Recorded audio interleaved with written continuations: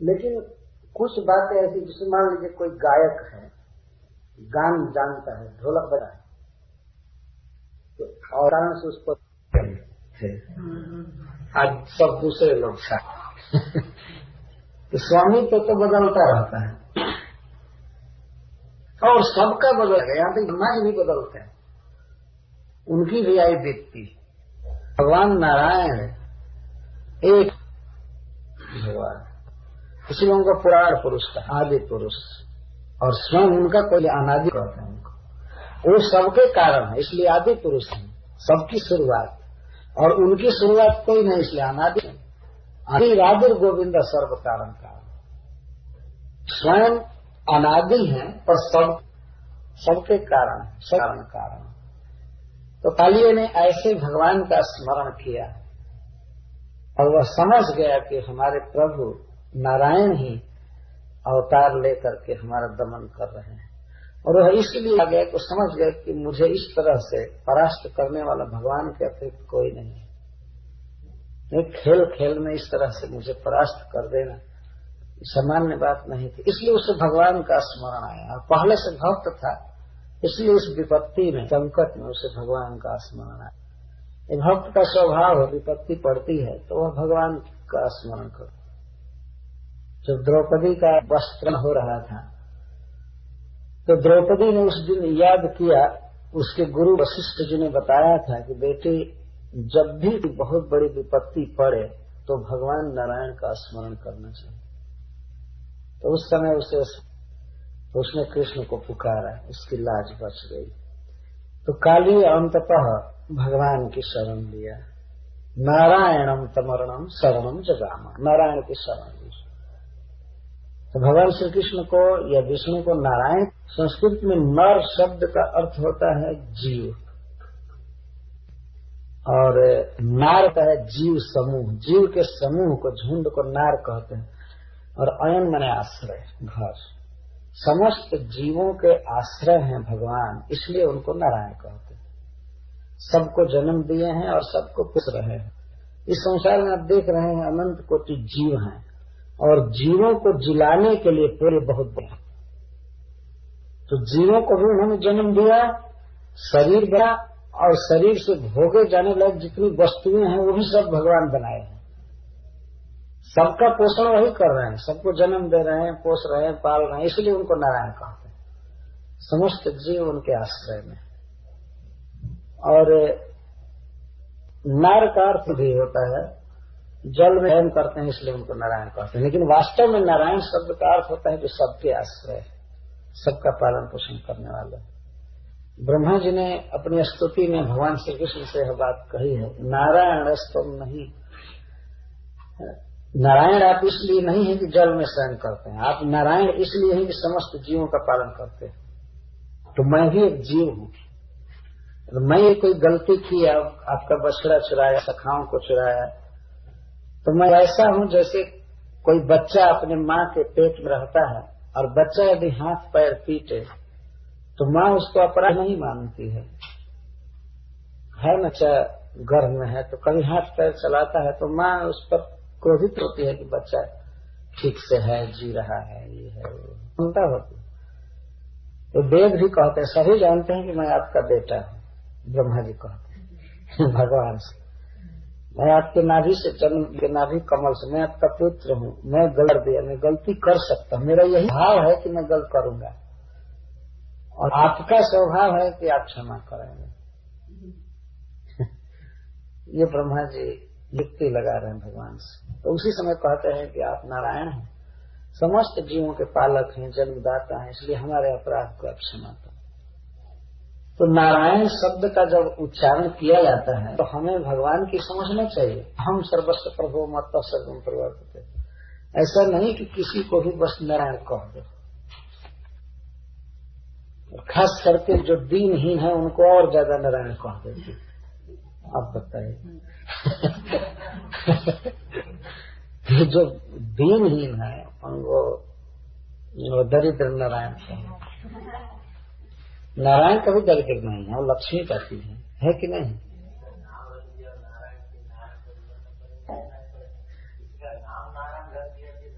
हाँ, नारायण करना पड़े तो भगवान का नाम आना चाहिए, लेकिन ये समझना चाहिए कि नारायण दास है।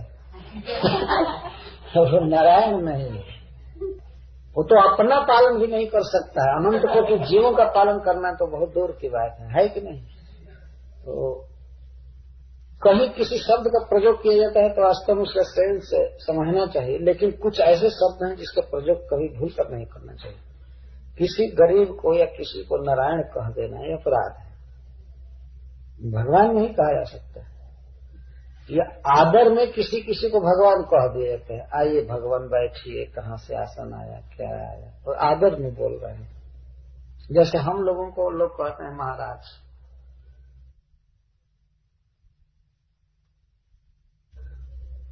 आइए महाराज बैठिए सन्यासियों को, लेकिन महाराज का अर्थ होता है द ग्रेट किंग, बहुत बड़ा राजा है।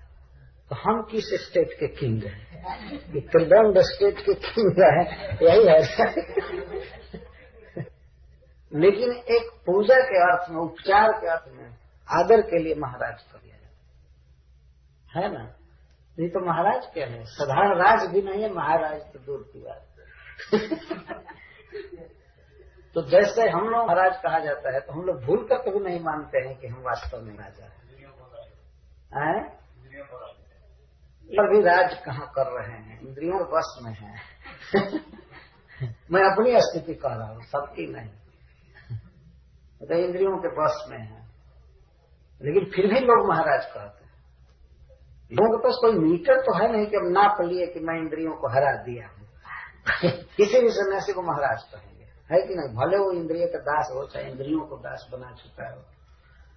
लेकिन यह वास्तव में एक आदर किया जाता है, आदर के लिए। तो इसी तरह से किसी को कभी भगवान, गुरु को भगवान कहा जाता है या और किसी को, तो वह केवल आदर के लिए, न कि वह साक्षात गुरु भगवान हो गए, ऐसी बात नहीं। नारायण नारायण है, वो अलग है, सबसे विलक्षण। एक बार मैं प्रवचन कर रहा था पटना में, भगवत सप्ताह था, बहुत लोग जुटे थे, 3-4 हजार आदमी। तो मैं यह वाक्य कह दिया कि गुरु जो है वो भगवान का भगवान नहीं है। तो इसी पर एक व्यक्ति खड़ा हो गया बीच का, वो लगा एक श्लोक कहने की, गुरु ब्रह्मा विष्णु गुरु देव महेश्वर, गुरु साक्षात परम ब्रह्म तस्मै श्री गुरुवे नमः। ये क्यों कहा गया? तो लगा हमसे पूछने ये क्यों कहा गया। मुझे कथा बीच में रोकनी पड़ी, मैं स्वयं पूछा कि आप क्या समझते हैं, इसका क्या अर्थ है। तो कहा इसका अर्थ तो क्लियर है, गुरु ब्रह्मा है, गुरु विष्णु है, गुरु महेश्वर है, गुरु साक्षात भगवान कृष्ण है, परब्रह्म है। मैं कहा आप इसको मानते हैं हो भगवत, क्यों लिखा गया तो क्यों नहीं मानते हैं। तो मैं कहा कि ये तो संसार में हजारों गुरु हैं, तो सबके घर में ब्रह्मा विष्णु महेश सब भरे हुए हैं ना। मान लीजिए किसी के घर में गुरु गया तो उस घर में आज ब्रह्मा जी गए थे और विष्णु भी गए थे, महेश्वर शिव जी गए थे, साक्षात परब्रह्म भी घूम रहे हैं। तो भगवान के लाखों अवतार हुए ही हो रहे हैं, इस समय हैं। आप समझते हैं कि मान लीजिए आपके घर में आपका गुरु आया तो आप मानते हैं विष्णु जी आ गए थे या ब्रह्मा जी आ गए थे हमारे घर में, तो कहते नहीं ऐसा तो हम नहीं मानते हैं। लेकिन लिखा क्यों गया? वो पूछता है ऐसा क्यों लिखा गया। तो मैं बताया कि वास्तव में आदर करने के लिए लिखा गया है, न कि गुरु ब्रह्मा है और गुरु विष्णु है और गुरु महेश्वर है। एक भी गुण मिला करके देखो है, ब्रह्मा जी इस विचित्र विश्व की सृष्टि की है, अद्भुत सृष्टि की है। शरीर के भीतर आत्मा को डाल करके शरीर चला रहा है। कीट पतंग पशु पक्षी देवता सबकी रचना की है। गुरु क्या रचना किया है? एक शरीर बना सकता है, कुछ कर सकता है। अपना जूता फट जाए तो नहीं सी सकती, कला मालूम क्या सृष्टि करेगा। तो किस माने में वो ब्रह्मा है जरा बताओ ना। विषय में तुलना किया जाए उसकी ब्रह्मा जी से। और भगवान विष्णु सारे का पालन करते हैं, वो किसका पालन करता है? अपना पालन नहीं कर सकता। भले ही हवा में सांस लेता है, उनका बनाया हुआ अन्न खाता है, वो क्या करेगा पालन? हत्या संहार कर सकता है। एक आदमी की जान मार दे तो 20 साल जेल में चला जाएगा वो महेश। अब जरा बताइए किस विषय में भगवान शिव है? पर ब्रह्म है, ये है वो। तब मैं पूछा जब इस तरह से कह रहा था तो वो कहा तो क्यों लिखा गया बार बार यही कह रहा था क्यों लिखा गया। लिखा गया है ठीक, लेकिन उसे समझना चाहिए ठीक से ना, समझना चाहिए उसको, केवल आदर करने के लिए है, न कि हम हूँ बहुत समझना कि बस हमारा गुरु ब्रह्मा जी है और शिव जी है और भगवान विष्णु है, परब्रह्म है, बस हो गया। ये समझना बहुत भारी गलती है। लोगों को समझ नहीं असल में आज के युग में उस शब्दों को भी ठीक से नहीं समझ पाते हैं कि ये क्या कह रहा है। मैं उदाहरण दिया कि आप अपने पुत्र पर क्रोधित हो गए किसी कारण से और रंज होकर के आप कह दिए एक बार ये टोटल गधा है, तो दूसरा आदमी सुनेगा तो कहेगा भाई इसके पिताजी कह रहे हैं कि गधा है, हम तो समझते थे कि आदमी है। तो लगे देखने की नहीं इसका पैर गधा जैसा नहीं है, इसका खुर ऐसा नहीं है, कान ऐसा नहीं है, इसके पिताजी क्यों ऐसी बात कहते हैं, क्यों कहते हैं? तो कोई कहेगा नहीं नहीं गधा नहीं कहे, तो कह सकते नहीं उन्होंने कहा कि बिल्कुल गधा है तो गधा का मतलब है कि तो पिता की आज्ञा नहीं मान रहा है, आलसी है, यही अर्थ हुआ ना। यह पढ़ने में ध्यान नहीं दे रहा है, इतना ही अर्थ है। यह नहीं कि उसका आकार स्वभाव सब गधे का हो गया। इसी तरह से गुरु ब्रह्मा गुरु विष्णु गुरु देव महेश्वर का यही अर्थ है, सेंस है उसका, समझना चाहिए। वो पूज्य है, आदरणीय है, बस इतना ही अर्थ। ऐसा नहीं कि ब्रह्मा जी है और शिव जी है। गुरु तो लोक में घूमते रहते हैं। मान लीजिए गुरु किसी के घर में गया तो अब ब्रह्मा विष्णु महेश तीनों चले गए उस दिन और फिर भी संसार में इतनी चोरी है, अड़चन दुख है, जबकि रोज ब्रह्मा विष्णु महेश घर घर घूमते ही रहते, पधरावनी चलती रहती है, तो फिर भी दुख तो लोग समझते नहीं इस तरह से। वास्तव में भगवान के गुणों का जब वर्णन करना हो तो अन्य सबसे विलक्षण करना चाहिए। कोई भी किसी भी माने में भगवान के समान नहीं है। न तो समश्चाभ्यधिक कुतोन्य, अर्जुन कहते हैं न तो समश्चाभ्यधिक कुतोन्य, आपके समान तो कोई है ही नहीं, आपसे अधिक क्या हो सकता है, कोई नहीं है आपके। लोकत्रयप्य प्रतिमो प्रभाव, तीनों लोक में आपका प्रभाव अतुल्य है, किसी भी विषय में आपके समान कोई नहीं है, ये भगवान का प्रभाव है। तो कालिये स्मरण कर रहा है नारायण का और विशेषता दे रहे हैं कि चराचर गुरु, चराणाम गुरु गुम अचराणाम गुरु। अचर जैसे वृक्ष आदि हैं, पर्वत आदि, ये जीव हैं, अनंत कोटि जीव हैं। देखना अचर वृक्ष भरे पड़े घास, और चर जैसे हम लोग हैं, देवता पक्षी पशु आदि, कुछ चलते हैं कुछ नहीं चलते हैं। इन सबके पिता कृष्ण। यह गुरु का अर्थ है जन्मदाता। श्रीमद् भागवतम में गुरु शब्द का सब समय अर्थ शिक्षा देने वाला ही नहीं होता है, जन्म देने वाला पोषने वाला भी गुरु है। माता पिता को गुरु कहा गया, तो सबके जन्मदाता है, गुरु है, सबके हितोपदेष्टा है, सबको ज्ञान देते हैं भगवान नारायण। तो ऐसे नारायण की शरण में गया, मन ही मन शरण लिया कि हे नारायण हे कृष्ण अब हमें बचाइए। अब भगसने का इरादा चला गया, शान टूट गई उसकी। इस मूड में जब हुआ तो उसी समय उसकी स्त्रियों ने देखा उसकी दशा को, बहुत रोने लगे उसकी स्त्रियां कि हाय पति नहीं रहेंगे तो हम कैसे जिएंगे। कृष्णस्य गर्भ जगतोति भरावसन् पार्ष्णी प्रहार परिरुग्ण फाशस्त्रम् दृष्ट्वा हि मादे दुर्मुष्य पत्न्या आर्ता श्लथत भूषण आर्था श्लथत वसन भूषण केशबन्धः। गर्भ जगतः कृष्णस्य, गर्भ जगतः ये बता रहे हैं, जिनके भीतर सारा जगत है वे कृष्ण उसके मस्तक पर नाच रहे हैं। केवल 2-4 क्विंटल सिर पर कोई लेकर के किसी पर कूदे तो उसकी हालत बिगड़ जाएगी। पूरे विश्व का भार अपने भीतर लेकर के भगवान उसको मार रहे थे।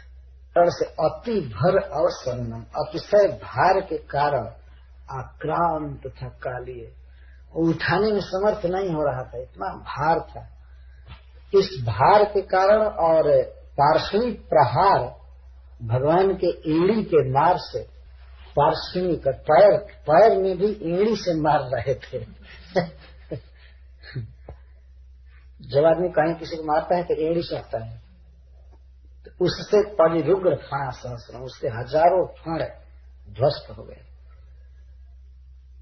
तब इस दशा में अपने पति को देख करके उसकी स्त्रियां बहुत दुखी हो गई और भगवान की शरण में आई। उस समय उनके वसन, भूषण और केश बंध ढीले हो रहे थे, मतलब व्याकुल हो गए। कोई व्यक्ति जब शोक में होता है तो वस्त्र नहीं संभाल पाता है, केश खुल जाता है, गहने भी हो जाते हैं, तो वो हाहाकार करते ही भगवान की शरण में आए। तास्तम सुविघ्न मनसो पुरस्कृत भा कायम निधाय भुवि भूत पतिं प्रणेमुः साध्य कृतांजलिपुटा शमलस्य भर्तुर् मोक्षेप्सवः शरदं शरणं प्रपन्नः। तो कालिये के लिए लिखा गया कि वो भगवान की शरण में आया। अब कालिये की पत्नियां भगवान की शरण में आ रही, लेकिन वो मन से शरण में आया, भगवान से प्रार्थना नहीं किया। अभी श्री कृष्ण को सिर पर लिए लिए ऐसे है, मरने की हालत में है। स्त्रियां आकर के भगवान से क्षमा कराने लगे। अथ अनंतरम सुविघ्न मनस, पति के मरण की शंका से अतिशय दुखित हो गई, भयभीत हो गया जिनका मन, नाग पत्नियां पुरस्कृता अग्रे निधापिता अर्धा बालका हिजाभिता, अपने अपने बच्चों को आगे करके, कोई गोद में ली थी, कोई बच्चे को आगे की थी, जितनियां थी अपने अपने बच्चे को आगे करके भगवान कृष्ण के सामने आई। नाग पत्नियां या नाग समर्थ होते हैं उस लोग के, वो देवता के रूप में भी हो जाते हैं, मनुष्य के रूप में हो जाते हैं। उनका नीचे का जो अंग होता है सर्प के रूप में होता है, और ऊपर चाहे तो बिल्कुल सुंदर स्त्री के रूप में प्रकट होती है। सर्प के रूप में विनय नहीं कर रही है, हाथ जोड़ी है बिल्कुल रूप में। नाग देवताओं की एक जाति है, वो देवता था कालिये, लेकिन उनकी इच्छा पर निर्भर करता है, वो सर्प के रूप में रहते हैं या देवता के रूप में घूमते हैं, उसमें भी घूम सकते हैं। तो आई अपने बच्चों को आगे करके, ता साध्व्य, साध्व्य का अर्थ पति परायणा। जितनी भी काली पत्नियां थी सभी पति भक्त थी, पति परायणा, पतिव्रता थी। तो भर्तु समलस्य मोक्षेप्सव, अपने स्वामी के अपराध को समाप्त करने के उद्देश्य से भगवान से माफी कराने के लिए कृतांजलि पुटा, कृत अंजलि पुटा, हाथ जोड़ जोड़ करके शरणदम आश्रय देने वाले भूतपति, समस्त प्राणियों के पालक भगवान श्री कृष्ण के शरणम प्रपन्ना, शरण में आए। श्री कृष्ण को यहाँ भूतपति, भूत का अर्थ जीव, सुहृदम सर्वभूताना। संस्कृत के बहुत से शब्द ऐसे हैं जो लोक में लोग उनका दूसरा अर्थ करते हैं। लोक में कोई भूत शब्द सुने भूत पेट करेगा। जैसे यही शिव के लिए आ जाए भूतेश्वर या भूतनाथ, तो उसका वास्तव में अर्थ होगा घोष्टनाथ। भगवान शिव के लिए वही अर्थ होगा, लेकिन भगवान श्री कृष्ण के लिए हम भूतपति शब्द का अर्थ है जीवपति, और पति माने पालक, सब तरह से जीवों के पोषक पालक भगवान है। जब सभी भगवान शरण में गए हुए का क्यों नहीं पालन करें? जो शरण में नहीं है उन सबका पालन कृष्ण करते हैं। तो यहाँ भाव यह है कि जो समस्त जीव के सामान्य रूप से पोषक हैं, ऐसे प्रभु की शरण में गए ये जरूर पालन करेंगे। शरणम प्रपन्ना, शरण में जा करके भूमि कायम निधाय तम प्रणेम, भूमि पृथ्वी पर कायम निधाय, अपने शरीर को पृथ्वी पर गिरा करके तम प्रणेम, प्रणाम मतलब साष्टांग प्रणाम, यह अर्थ है।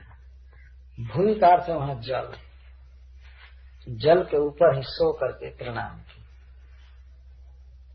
ये प्रणाम की विधि है यह प्रणाम वैदिक संस्कृति में है। हम लोग जब कृष्ण को प्रणाम करते हैं तो कायम भूमि निधाय, शरीर को मस्तक पर रखे ऐसा जमीन पर रखते हैं शरीर को, यह प्रणाम की विधि है। ये पहले से तो भूमि पृथ्वी पर कायम निधाय अपने शरीर को रखकर तम प्रणेमो, मतलब कृष्णम प्रणेमो, कृष्ण को प्रणाम किया। सबसे पहली भक्ति यही है, प्रणाम। एक भक्त तो अर्थ किए हैं, गीता भगवान जब कहते हैं मन मना भव मद भक्तो मध्याजी माम नमस्ते, तो वो कहते हैं कि श्री कृष्ण कहते हैं मन मना, मुझमें मन लगाओ।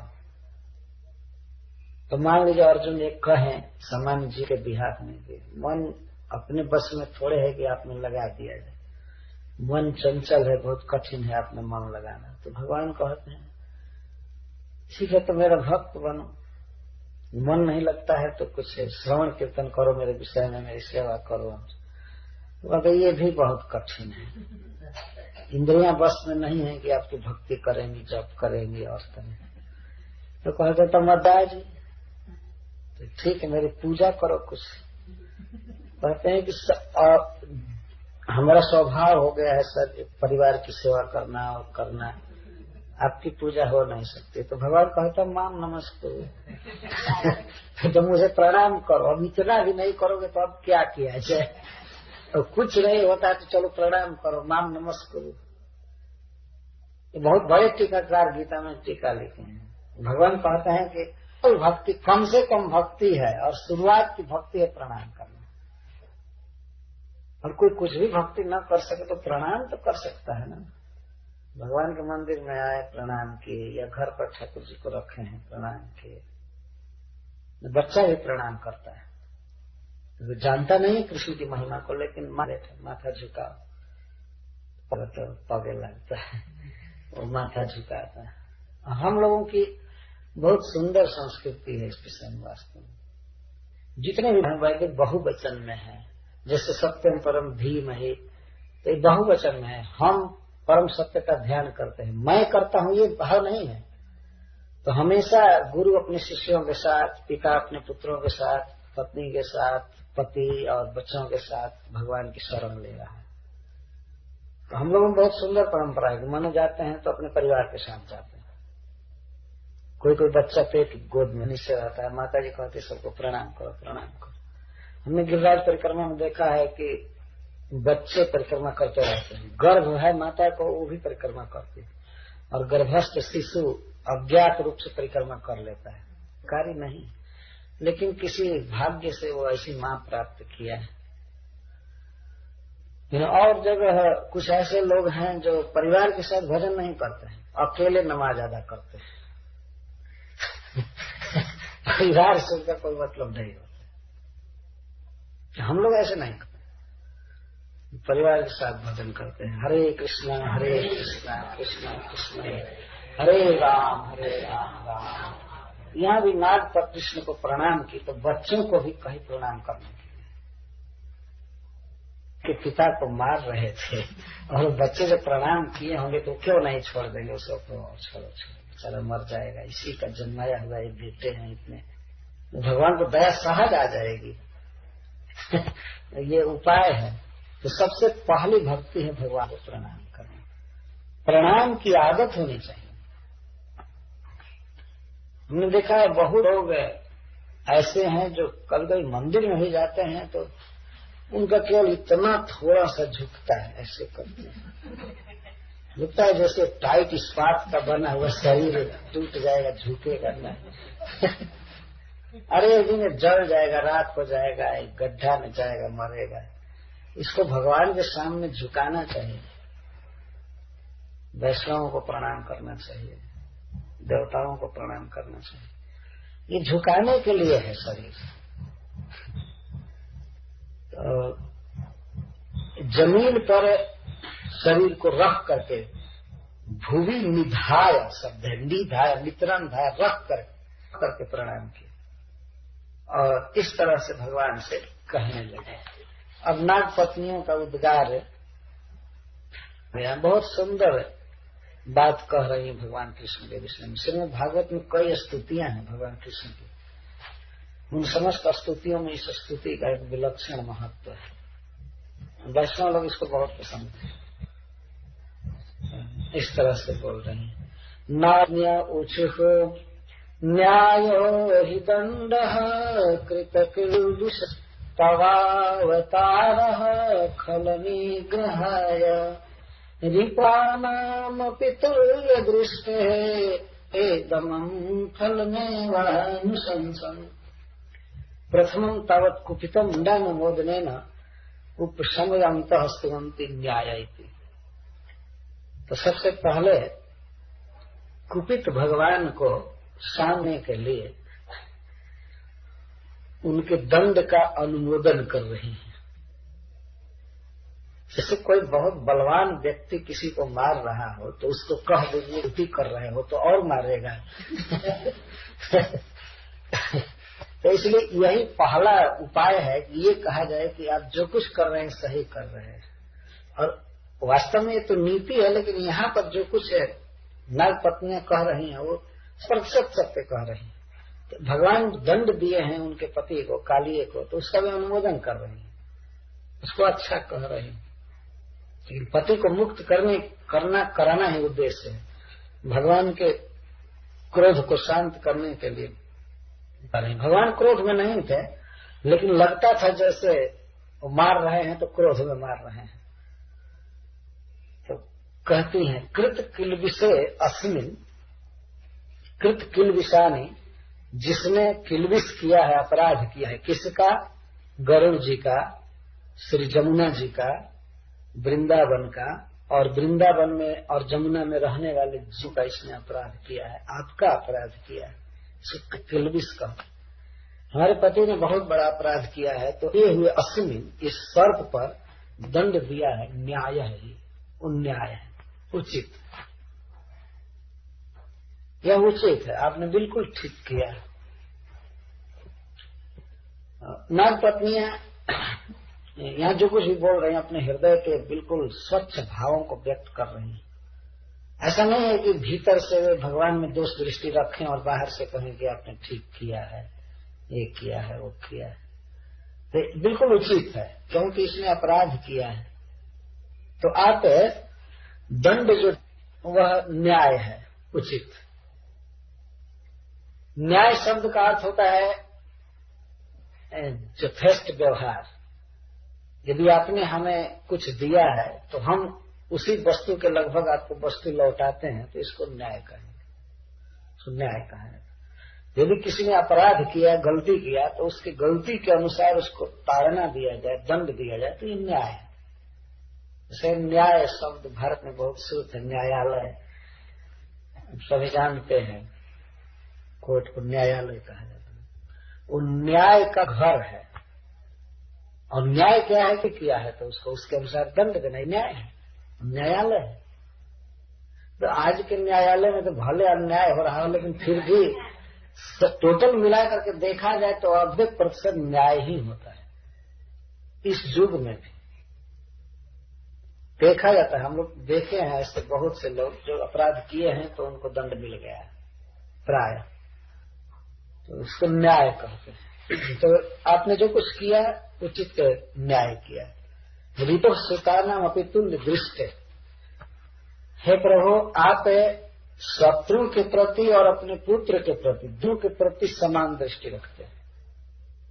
कभी कभी मनुष्य अपने पुत्र की दंड देने में वह पुत्र को शत्रु मानकर दंड नहीं देता है, उसका हित करने के लिए दंड देता है। तो आपने काली को, हमारे पति को जो दंड दिया है, इसका हित करने के लिए दंड दिया है। लेकिन हम यही चाहते हैं कि अब दंड हो गया, अब इसकी जान मत मार। जीवित रहेगा तभी आप भजन करेगा। तो इतना तक ठीक हुआ। और हम जानते हैं कि रिपो सुताना, शत्रु के पुत्र हो उनको भी आप समान समझते हैं, अपने पुत्र के समान, अथवा शत्रु में और अपने पुत्र में आपका कोई भेद नहीं है। ऐसा आप अवतार लिए, तव अवतार खल निग्रहाय, आपका जो अवतार हुआ है, प्राकट्य हुआ है, अपने वैकुंठ से जो आप आए हैं, तो इसमें आपका एक उद्देश्य है खल निग्रह है। और ये खल जो है इस जगत में वो भी आपके पुत्र हैं, जीव हैं, तो उनका हित करने के लिए आप अवतार लेते हैं। सज्जनों की रक्षा करके उनका हित करते हैं, खल का दमन करके हित करते हैं, तो हित आपका अवतार हुआ है। तो कालिए का आपने इस तरह किया है। फलम एवं अनुशंसन दमम धत से आप फल करके तब किसी को दंड देते हैं। दंड देने का क्या फल होगा इस पर भगवान विचार कर लेते हैं। क्यों दंड देते हैं? तर्काद दुख हेतु खलत्व अपसमन पूर्वकम निज सुखदात क्षणम फल। भगवान जब किसी व्यक्ति को दंड देते हैं तो वह नाना विध नरक आदि के दुख से मुक्त हो जाता है। यहाँ दंड देने पर यहाँ तक शास्त्र कहता है कि राजा यदि किसी को दंड दे, किसी अपराधी को, तो वह अपराधी नरक में नहीं जाता है, वह स्वर्ग में जाता है। जैसे राजा किसी को यहाँ फांसी पर चढ़ा दे, दंड दे, तो वह नरक में नहीं जाता है। इसीलिए राजा को उपदेश है भगवान का कि अपराधियों को दंड दो। आज के युग में लोग ऐसा नहीं मानते, एक छोड़ दो, तो जो छोड़ दिया जाता है वो नरक में दुख भोगता है कई गुना। तो नरक आदि दुख से बच जाता है, लत्व का नाश होता है भगवान दंड देते हैं तो। और इसके साथ ही साथ नित्य परम सुख का दान करते हैं भगवान, अपना धाम देते हैं। यह है फल। भगवान बहुत सोच समझ करके दंड देते हैं। जिसको दंड दूंगा तो नरक में नहीं भोगेगा और हमारे धाम में जाएगा, परम सुख प्राप्त करेगा। दो फल हुआ, दुख से बच जाना और करना, यही फल है ना। तो भगवान फलम अनुशंसन आलोचन, फल पर विचार करके दंड देते हैं। तो आपने इस समय भी जो कालिए को दंड दिया, हमारे पति को दंड दिया है, तो इनका दुख दूर करने के लिए और परम सुख के लिए आपने दंड दिया है। इसलिए आपके इस दंड दान के समय में हमारी तरफ से कोई शिकायत नहीं है प्रभु। आपने जो कुछ किया है उचित किया है। इस तरह से दंड को दंड मान करके लेकिन न्याय कह रहे हैं। और अब दूसरे श्लोक में यह कर रहे हैं कि ये दंड है ही नहीं, ये तो अनुग्रह है। पहले श्लोक में दंड को दंड के रूप में मान ऐसा कह रहे हैं कि आप हित करने के लिए दंड दिए हैं, ये न्याय किए हैं। क्योंकि आपका अवतार खल को शुद्ध करने के लिए होता है, दंड देकर शुद्ध करने के लिए होता है। जैसे आदमी अपने पुत्र को दंड देता है उसी तरह जीवों को दंड देते हैं, क्योंकि कृष्ण तो सबके पिता है। आपने देखा होगा कभी कभी पिता अपने पुत्र को थप्पड़ भी मारता है और तरह का दंड देता है, लेकिन उसमें उसका स्नेह ही दंड के रूप में व्यक्त होता है। वो इसलिए दंड देता है कि हमारा पुत्र शुद्ध हो जाए। लेकिन एक बात का ध्यान रखना चाहिए कि कभी भी किसी पुत्र पर कोई क्रोधित हो पिता, तो उसके कान के पास गाल पर इधर उधर नहीं मारना चाहिए। भारतवर्ष में लोग बहुत पीट देते हैं बच्चे को इस तरह से। ऐसा लिखा गया है कि छाती में भगवान का निवास है, धर्म का निवास, पीठ पर अधर्म रहता है। तो बच्चा कोई गलती करे तो उसके पीठ पर दो चार तमाचा मार सकते हैं, क्योंकि वहां धर्म रहता है। लेकिन इधर उधर नहीं, आंख के पास, कान के पास नहीं मारना चाहिए। मैंने सुना, मैं पर साल एक जगह था, एक घर में, तो एक लड़का मेरे साथ आता था भजन करने। एक दिन नहीं आया। मैं कहा क्यों नहीं आया? तो वो सीधा कहा कि कोई जगाया नहीं। तो मैं कहा तुमको जगाने के लिए कोई नियुक्त रहेगा नौकर, तुम जगे क्यों नहीं? तो मैं उसका कान पकड़ लिया ऐसे थोड़ा सा, वो 13-14 वर्ष का लड़का, इसे कान पकड़ा और अब मारने जा रहा था। तो प्रेम से, स्नेह बस मारने जा रहा था, द्रोह से नहीं। तब तक उसका एक संबंधी देख लिया और कहा कि अरे महाराज ये क्या कर रहे हैं, ये कहीं शिकायत कर दिया पुलिस आदि के पास तो दंड मिल जाएगा, आप ऐसा काम मत कीजिए अमेरिका में। तो मैं छोड़ दिया। उसने बताया कि यहाँ पर माता पिता भी अपने बच्चे को मार नहीं सकते, ऐसा है ना? अरे लेकिन ये भारतीय कल्चर ऐसा है, बच्चा क्या भगवान आकर के गलती करता है उसको ही मारा जाता है। माता जसोदा उसको उखाड़ बांध दी है कि नहीं? जब बेटा है तो भगवान हो चाहे कोई हो तो मारा ही जाएगा। पर अजीब अजीब इस देश का नियम है कि भी अपने बच्चे को दंड नहीं दे सकते। जो कुछ भी तो गंगा जी में ले जाते थे या घाट पर पानी ऊंची उलीच देते थे, लोग गिर जाते थे, कपड़ा घंटों घंटों सुखाया करते थे। कुछ लोगों ने जाकर शिकायत किया सची माता से, जगन्नाथ मिश्र से, चैतन्य महाप्रभु के पिताजी से, कि तुम्हारा बेटा इतना बदमाश है, ये किया वो किया, गंगा के घाट पर उद्यम करता है, ऐसा करता है ऐसा। कई बार सुने। एक दिन छड़ी लेकर के जगन्नाथ मिश्र मारने चले निमल को, कि आज उसको पीटूंगा, इतना बदमाशी करता है। तो दूसरे लोग समझाने लगे, नहीं नहीं मिश्र जी ऐसा विचार मत कीजिए, जानते नहीं वो कौन है। उन्होंने पूछा कौन है? अरे वो साक्षात भगवान है, वो जो कर रहे हैं करने दीजिए, वो लीला करते हैं, आप उनको मारिए मत। साथ कृष्ण है, नारायण है, भगवान है। जगन्नाथ मिश्र कहते हैं नारायण है तो इससे क्या, इस समय तो मेरा बेटा है, मैं तो मार नारायण जहाँ है वहाँ रहे, इस समय तो हमारा पुत्र है, तो हमारा धर्म है उसको शिक्षा देना, उसको सही रास्ता पर लाना। तो वास्तव में भगवान सबके स्वामी हैं, और वे यदि किसी को मारते हैं, यहाँ तक कि जान से भी मारते हैं, तो उसमें उनकी करुणा ही कारण है।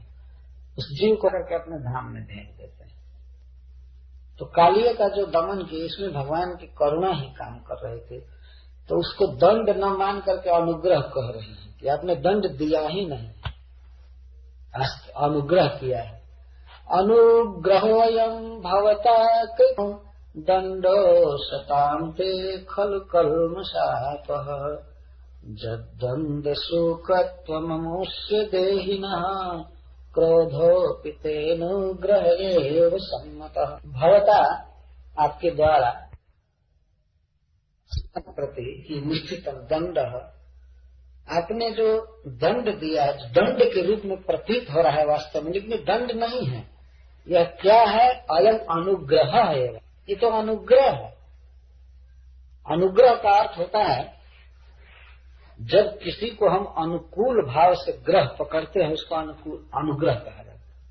अपना समझ करके जिसको हम प्यार देते हैं, कुछ करते हैं, तो उसको अनुग्रह कहा जाता है।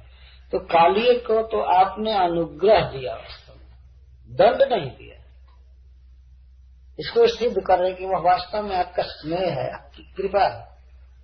क्योंकि आप जो देते हैं या दंड देते हैं, तो उस दंड से असताम कलमस आप, जिनकी आदत बिगड़ गई है, जो दुष्ट हो गए हैं इस संसार में, प्राचीन विविध है, तो आप जब दंड देते हैं तो उस दंड से उनके समस्त पापों का शोधन हो जाता है। तो वह तो कृपा हुई कि आप पाप दूर कर देते हैं, शुद्ध कर देते हैं। जैसे सद्वैद्य, यहाँ उदाहरण में लिखा गया है। सद्वैद्य का अर्थ है अच्छा डॉक्टर। सद्वैद्य किसी रोगी की चिकित्सा करता है, अगर सर्जरी करता है, कुछ करता है, उसके पेट को फाड़ता है, शुद्ध करता है, तो इस डॉक्टर का स्नेह कारण है। वह उसको ठीक करने के लिए कर रहा है, हारने के लिए नहीं है ना। उसको दुख नहीं दे रहा है, वास्तव में दंड नहीं हो तो अनुग्रह। कभी कभी बच्चे के शरीर में घाव हो जाता है, तो माता जी ले जाती है डॉक्टर के पास, वैद्य के पास, और बच्चा रोता रहता है, चिल्लाता रहता है, लेकिन माता जी उसके घाव को ठीक करने के लिए कटवा देती है, नवाब निकलवाती है। तो इस तरह से देखने में भले ही लग रहा है, लेकिन हे कृष्ण, इसके द्वारा जीव की शुद्धि हो जाती है, वो अपने स्वरूप में आ जाता है, सुखी हो जाता है। इसलिए वास्तव में आपका अनुग्रह है। जिस पाप के चलते विविध शरीर में भ्रमण करता हुआ यह जीव सर्प योनि में आया है, ये इसके कर्मों का फल है। तो यहाँ ये कह रहे हैं कि मनुष्य शरीर में भी आपका अनुग्रह प्राप्त करना कठिन है, फिर सर्प शरीर में कोई आपका अनुग्रह कैसे प्राप्त कर सकता है। लेकिन यहाँ देखा जा रहा है कि आप अपना से आप चरण रज को, चरण कमल को ला करके स्वयं अर्पित किए। जिस चरण रज को पाने के लिए लक्ष्मी जी तपस्या कर रही हैं, आज तक उनको नहीं मिल रहा है। और उस चरण को लाकर सांप के मस्तक पर अर्पित किए। स्वयं कूदे थे जमुना तह में। गोपियां भी कहती हैं फणी फणा अर्पितम ते पदाम्बुज, फणी के फण पर आपने अर्पित किया अपना चरण कमल, तो हमारे स्तन पर अर्पण करने में आपको क्या हर्ज। ये इस तरह से भगवान से विनय कर रहे हैं। वास्तव में कालिए पर भगवान ने जो कृपा किया ये अद्भुत कृपा है। वो कोई भजन नहीं करता, उसके चलते तो सारे जीव दुखी थे, फिर भी कृष्ण उसके पास गए और अपना चरण अर्पित किए। जो चरण बड़े बड़े जोगियों के ध्यान भी नहीं आ पाते हैं, उन चरणों को साक्षात ले जाकर के उसके सिर पर अर्पित करना, यह बहुत बड़ा अनुग्रह है। और काली इस तरह से नहीं हो गया। आज कृष्ण को कभी पाते काली कृष्ण, काली का काला कृष्ण नहीं हुआ, काली नाग और कृष्ण, काली दमन कृष्ण, कई तरह से काली का नाम जुड़ा हुआ है भगवान कृष्ण के साथ। तो वे कहते हैं कि जब जिस पाप के चलते अमुष्य देहिना दंड सुखत्व सत्य जोनित्व, जीव को देही कहा जाता है इस संसार में, लेकिन अपराकृत जगत में वो देही नहीं होता है। देही का अर्थ है देह वाला। इस प्राकृत जगत में जीव को एक देह दिया जाता है, प्राकृत देह, तो उसको, लेकिन अपराकृत जगत में देही या देह में अंतर नहीं होता है। देही शब्द वहां चलेगा नहीं, क्योंकि देह वाला वहां नहीं रहता है, वो मूर्देह है, वो स्पिरिट रहता है, जीव रहता है। लेकिन इस जगत में आत्मा को विविध देह मिलता है अपने कर्म के अनुसार। कभी वो वृक्ष बनता है, कभी शरीर प्राप्त करता है, कभी देवता बनता है। और जब बहुत अधिक पाप होता है तो सर्प योनि आदि की प्राप्ति होती है, ऐसा कहा गया है। वृक्ष योनि या सर्प योनि ये भयावह योनि है, जिसमें जीव और पाप करता है, भयानक स्वभाव प्राप्त हो। तो जिस पाप के चलते इस जीव को सर्प योनि मिले, उस पाप को, उस कलमश को आपने दूर कर दिया। लगता है कि आप क्रोध करें हैं, लेकिन क्रोध अनुग्रह है। वो समय आपका जो क्रोध है वो अनुग्रह ही है। जैसे कोई माँ अपने बच्चे को ताड़ना दे, डांट, तो उसका स्नेह ही है। स्नेह में क्रोध में भी क्रोध बन करके आता है। और जैसे लोक में हम लोग सुनते हैं और देखते भी हैं कि कोई प्रिया को अपने पति से वो रूठ जाए और उस समय गाली दे पति को, तो वास्तव प्रेम होता है वही मान के रूप में क्रोध में होता है। ऐसा नहीं कि वो क्रोध करके चल दे किस करने के लिए पति मना लेता है, कुछ ही देर में वो खत्म हो जाता है। लेकिन क्रोध में और प्रेम में दोनों में अंतर नहीं होता। इस तरह क्रोध राधा की रहती है। कृष्ण का अधिक समय मनाने में ही दिखता है। इसको मान लीला कहता है। लेकिन राधा रानी अनुकूल भाव से कृष्ण सेवा करें चाहे मान करें, दोनों एक ही वस्तु है, दोनों में भेद नहीं है। तो इसी तरह से क्रोध दिखा रहे हो किसी जीव के प्रति, तो उनके क्रोध में या किसी से हंस करके बात कर रहे हो, दोनों में भेद नहीं है। कृष्ण आपसे ट्रूथ है वास्तव में, उनमें ही परिवर्तन नहीं। तो सब कुछ उनका ही है, क्रोध हो चाहे अनुग्रह हो, कुछ भी हो। तो इसीलिए क्रोध अनुग्रह एवं सम्मता, आपका क्रोध भी अनुग्रह ही, यही भगवान की विशेषता है। वास्तव में भगवान के द्वारा का अहित हो ही नहीं सकता है।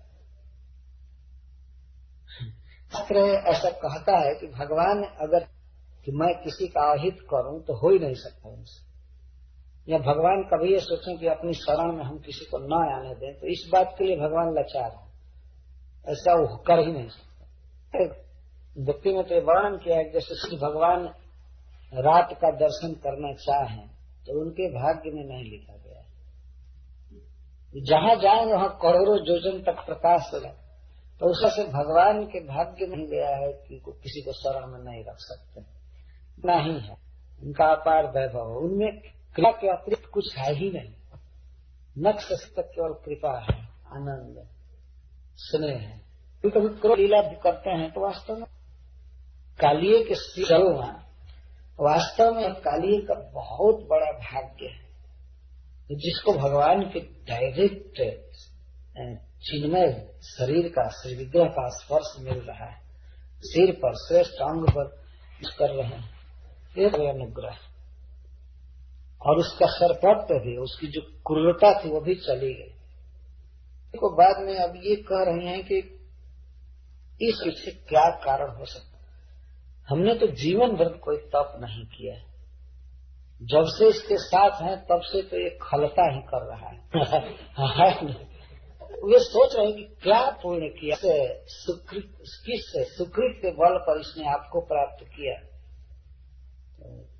उस वाक्य को कह रही है, तपः सुतपम किमनेन पूर्वम निरारमानेन च मानदेन धर्मोऽथवा सर्वजनानुकंपया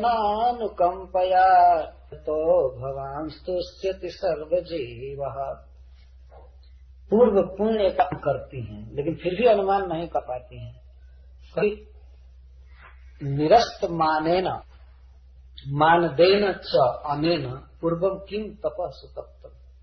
निश्चित ही हमारा पति पूर्व गर्भ होकर अन्य किसी मान की आशा नहीं रखा होगा, निरस्त मान होगा, अमानी रहा होगा, और इसके साथ ही साथ मान अन्य सबको मान दिया होगा।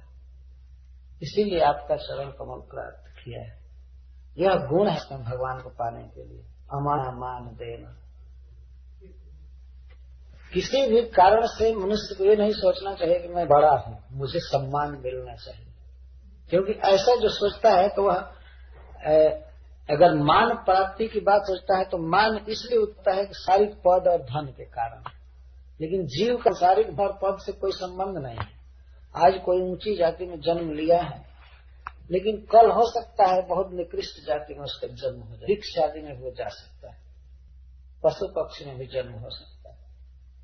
आज बहुत पढ़ा लिखा है, कल ऐसी स्थिति आएगी वो बहुत निकृष्ट बुद्धि बन जाएगा। तो जो लोग मान चाहते हैं, जिसके हृदय में लालसा जगी रहकर होना चाहिए, हमारा समझना चाहिए, वो सम्मान के लिए ललायत रहते हैं, उस दशा में भक्ति नहीं कर सकते हैं, क्योंकि भक्ति का मूल तो कारण है आकांक्षा। जब लालसा संसार के सम्मान की है तो भगवान के प्रेम की, भक्ति की लालसा एक साथ नहीं उठेगी। तो पहला गुण व्यक्ति में होना चाहिए कि वह अमानी होना चाहिए, इसको निरस्त मान कहते हैं। सिर्फ रिस्पेक्ट की इच्छा नहीं, तो मिल करके करेगा, क्या जीव को से मिले, क्या लाभ होगा उसको। कहा गया है भागवत बच्चे की तरह निरस्त मान रहना चाहिए। बच्चा है, उसकी आप खूब प्रशंसा कीजिए तो उससे उसको कोई लेना देना नहीं, समझेगा भी नहीं। तो छोटा सा बच्चा है, उसको आप कहे नमो विष्णु पादाय कृष्ण केष्ठाय भूतले, तो वो बेचारा खुश नहीं होगा कि हमको बहुत भारी वैष्णव कहा जा रहा है ना। वो समझता है ना ये क्या बात है।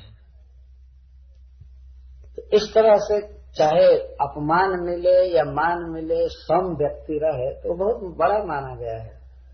भगवान गीता में बार बार कहते था अमान अपमान है, मान और अपमान में सम रहना चाहिए। और ये ऐसी दुनिया है कि अपमान भी सब जगह मिलेगा, मान सब जगह नहीं मिल सकता है, ज्यादा संभावना है अपमान की। तो ऐसे ऐसे स्थान मिलते हैं कि आप खड़े रहिए 2-4 घंटा को कहता है ना।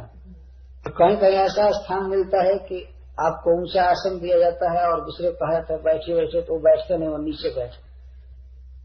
शिष्य लोग मिलते हैं तो वो नीचे बैठते हैं, गुरु जी को आसन ऊंचा दिए।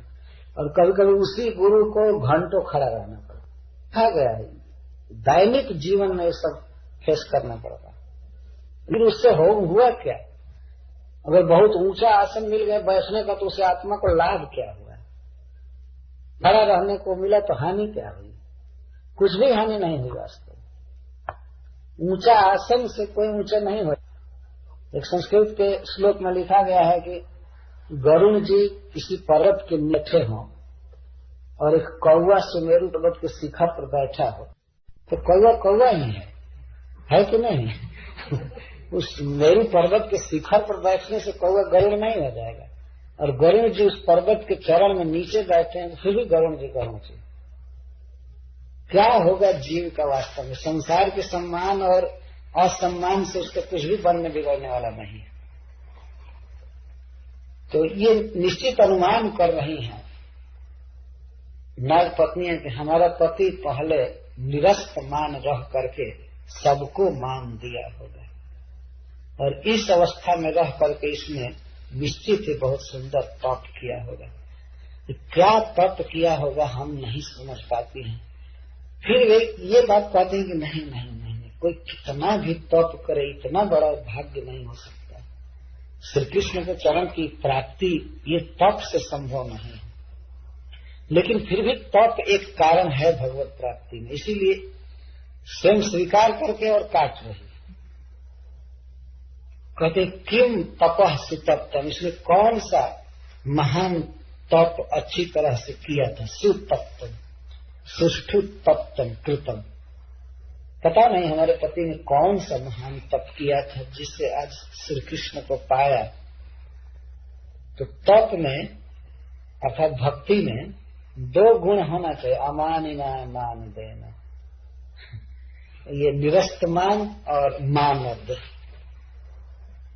मानद एक भक्त का गुण होता है, दूसरों को सत्कार देता ही रहता है, ये भक्त का स्वभाव होता है। बहुत सावधान रहना चाहिए इस विषय में, मान देना ही चाहिए। आजकल लोग पूछा करते हैं वो प्रणाम करने योग्य है, उसको किया जाए। वो कर दोगे तो हानि क्या होगी, तुम्हारा क्या बिगड़ेगा, तुमको तो कुछ आशीर्वाद ही मिलेगा, है कि नहीं। जिसको प्रणाम किया जाता है उसका खर्च होता है, उससे आशीर्वाद खर्च करना पड़ता है, ये सत्य है। लेकिन जो प्रणाम करता है वो हमेशा लाभ में रहता है, ये सिद्धांत है, इसको मानना चाहिए वास्तव में।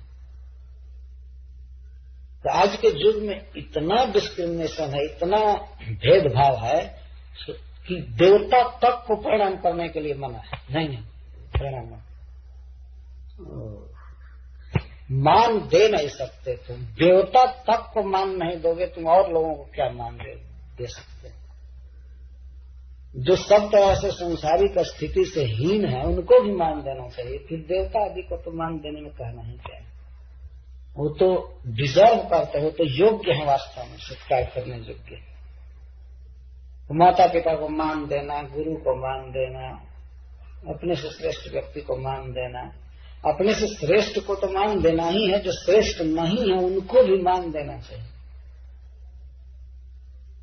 उनका आदर करना चाहिए।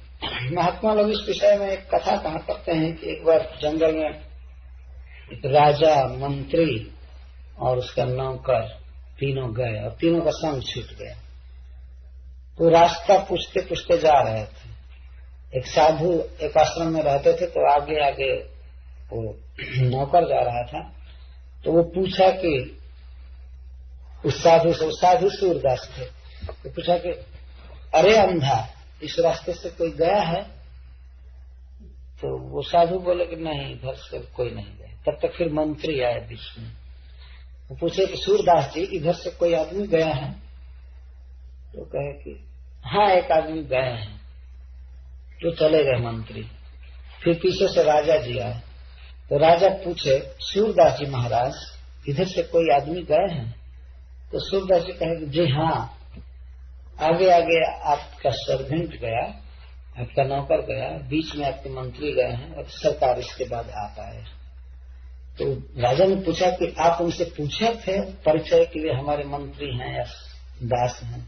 क्या नहीं सरकार, पूछे नहीं, हम बोली से समझ गए कौन क्या है। उनकी बोली से मुझे पहचान में आ गई। वो आपका जो नौकर था वो तो कोई ट्रेंड है नहीं, छोटा आदमी है। वो अंधा कहा तो मैं समझ गया कि थर्ड क्लास का आदमी। और इसके बाद आपके मंत्री गए, पढ़े लिखे हैं, समझदार हैं, उन्होंने सूरदास जी कहा। और इसके बाद आप सूरदास जी महाराज कहें, आपका तो कहना ही नहीं, वंश परंपरा से आप में संस्कार है, ये है वो है। तो मैं वचन से समझ गया। तो बताइए किसी व्यक्ति को जो जगत की दृष्टि से, सांसारिक दृष्टि से, सामाजिक दृष्टि से बहुत बड़ा नहीं है, लेकिन उसको भी हम महाराज कह दें या अच्छा संबोधन करें, तो इसमें हमारा क्या बिगड़ेगा? हमारा तो बनेगा। इसको मानद कहते हैं, मान देना चाहिए, सीखना चाहिए वास्तव में। और श्रील प्रभुपाद जी ने चालू किया है इस काम में भक्तों को प्रभु कहना, परस्पर वे एक दूसरे को प्रभु कहते हैं।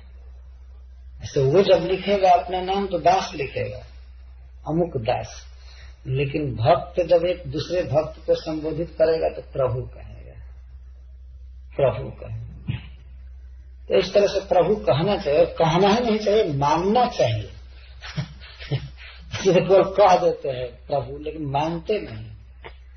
तो मानना चाहिए, व्यवहार में वचन द्वारा, व्यवहार द्वारा सबको आदर देना चाहिए।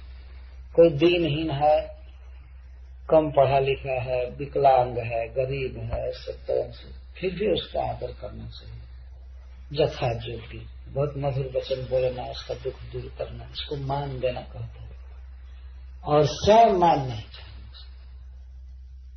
मन मिले या न मिले संपन्न रहना चाहिए। भागवत में दत्तात्रेय जी के 24 गुरुओं में से एक समुद्र भी गुरु है, और आज भी गुरु है समुद्र। तो उससे एक शिक्षा ली गई है कि वर्षा काल में हजारों नदियां समुद्र में गिरती हैं, लेकिन समुद्र बढ़ता नहीं, और ग्रीष्म काल में उसमें जल नहीं जाता है, नदियां सूख जाती हैं, फिर भी समुद्र घटता नहीं। इसी तरह से एक साधु को चाहिए कि चाहे उसे संसार का भोग मिले, दुनिया का सारा सम्मान मिले, धन मिले, सब मिले, फिर भी वह फूले न, खुश न हो जाए, और कुछ भी न मिले तो सूख न जाए, तो उतना ही सरस रहेगा।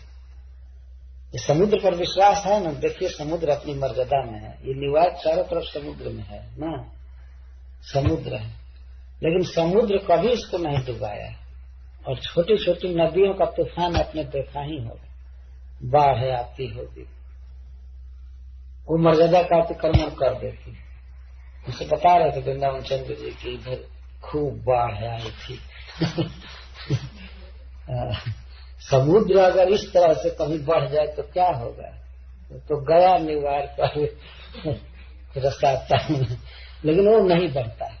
ये महान लोगों का स्वभाव है, वो इस तरह से सम्मान पा करके अपने को बड़ा नहीं मानते हैं, और अपमान से सीखते नहीं। वो ज्यों का त्यों रहते हैं, सरस रहते हैं हमेशा हृदय में। तो इस तरह से इस कालिये ने इस भाव को अपनाया होगा, निश्चित अमानी रहा होगा और सबको मान दिया होगा, और इस प्रकार तप किया होगा। कौन तप किया अथवा कौन धर्म किया? धर्मोथवा सर्वजनानुकंपया, हमारे पति ने निश्चित ही उस धर्म का आश्रय किया होगा जो धर्म सर्वजनानुकंपा से ओतप्रोत। धर्म का अर्थ ही है समस्त जीवों पर दया। जिस धर्म में दया नहीं है वो धर्म है ही नहीं। और उसमें भी किसके प्रति दया, किसके प्रति अनुकंपा? तो सर्वजन अनुकंपा। सर्वजन, सर्वजन केवल मनुष्यों को नहीं कहते, समस्त प्राणियों को सर्वजन के अंदर कहा गया है। तब बताइए जो लोग गाय खाते हैं और कहते हैं हम धर्म मान रहे हैं, वो धर्म है? जिसमें कृपा ही नहीं है, अनुकंपा नहीं, दूसरे जीव को दुख को समझने की कोई एबिलिटी नहीं, उसमें धर्म कहा? धर्म के 4 चरण हैं, भागवत में लिखा गया है। सत्य, दया, तप और शौच, ये धर्म के 4 अंग हैं। दया और दान को एक में किया गया है। सत्य, दया या दान दोनों को एक लेना चाहिए, और तप और शौच, ये 4 चरण। जब ये चारों नहीं हो कहीं तो वो धर्म हो नहीं सकता। तो दया एक स्तंभ है धर्म का, अंग। 4 हिस्सा में एक हिस्सा है दया। हमारी वैदिक संस्कृति तो यह सिखाती है कि समस्त जीवों में भगवान है, समस्त जीवों में भगवान को देख करके प्रणाम करना चाहिए। एक श्लोक में भागवत में लिखा गया है, खम वायु मग्निम सलिलम महिंच ज्योतिष सत्वानि दिशो द्रुमादिन सरित समुद्राश्च हरे शरीरम जत्किंच भूतम प्रणवेदनन्य।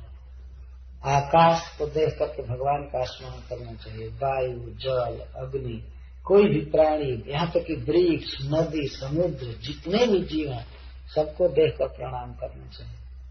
भगवान तो भागवत में यहाँ तक कहे हैं उद्धव जी से कि मेरी सत्ता को देख करके स्वपक्ष में, गर्दभ में, कुत्ते में भी मेरे मुझको देख करके उसको प्रणाम करना चाहिए,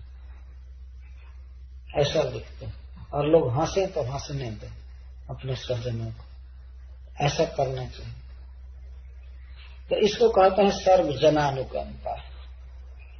निश्चित है हमारे पति ने उस धर्म का आचरण किया होगा, उस भागवत धर्म का, जिसमें समस्त जीवों के दुख सुख को अपने सुख दुख के समान समझा जाता है। इस धर्म का आचरण पहले के लोगों ने किया है, जो सबके दुख को अपना दुख समझते हैं। जैसे महाराज रंती देव, भागवत में वर्णन है कि वे 48 दिन भूखे रह गए थे, उनको कुछ भी खाने को नहीं मिला था। 49वें दिन उनको कुछ खाने को मिला, तो अपने परिवार के साथ खाने बैठे थे। शरीर बिल्कुल कांप रहा था भूख से, प्यास से। और अभी वो खाने जा रहे थे, तब तक एक ब्राह्मण आए। उन्होंने कहा कि महाराज मुझे भूख लगी है, कुछ खाने को हो तो दीजिए। तो सब में भगवान को देखने वाले रंती देव महाराज उनको भोजन दे दिए कुछ, और बचा हुआ भोजन जब अपने परिवार के लोगों को बांट करके जो ही खाने जा रहे थे, ते ही एक शूद्र अतिथि उनके पास आया। कहा कि महाराज मुझे बहुत भूख लगी है, यदि आपके पास कुछ हो तो खाने को दीजिए। तो सबने कृष्ण को देखने वाले रंती देव महाराज फिर अपना हिस्सा देने लगे। तो उनके पुत्रों ने, उनकी पत्नी ने कहा कि नहीं नहीं, हमारे हिस्सा से भी दीजिए। तो सबके हिस्सा से निकाल निकाल करके उसको खिला दिया, उत्तृप्त होकर के चला गया। उसके बाद एक पुलकस आया, नहीं चंडाल आया कुत्तों के साथ, स्वपच आया। वो आया, कहा कि महाराज मैं अपने कुत्तों के साथ भूखा हूं, आपके पास कुछ हो तो दीजिए। जो कुछ भी बचा हुआ था अन्न, अब केवल उसको तृप्त करने भर था, तो वो सब दे दिए। अब कुछ भी खाने का नहीं बचा, केवल पानी बच गया। वो सब जगह भगवान को देखते थे, सबने भगवान को देखते थे। तो जब वो पानी पीने जा रहे थे, तब तक एक पुलकस आया और कहा कि महाराज मैं तो अशुभ जाति का हूं, प्यास से मेरा गला सूख रहा है, क्या आपके पास पानी है? पानी ऐसे पीने जा रहे थे और वो स्वयं न पी करके, और उन्होंने यही कहा उस समय भगवान से कि हे प्रभु, मैं स्वर्ग नहीं चाहता हूं, मैं योग सिद्धि नहीं चाहता, मोक्ष नहीं चाहता हूं, मुझमें ऐसी शक्ति दीजिए कि मैं समस्त प्राणियों के भीतर निवास करने में समर्थ बन जाऊं, और उनको जो दुख होने वाला है मैं अकेले सबका दुख भोगूं। यही वो वरदान मांगे, और वो पानी दे दिए। पानी पीने जा रहे थे और पानी दे दिया। 48 दिन के बाद पानी पीने जा रहे, दे दिए। जो ही दिए और ये कहने लगे कि मैं चाहता हूं कि मैं सभी प्राणियों के भीतर रहूं और उनका दुख मैं अकेले भोगूं।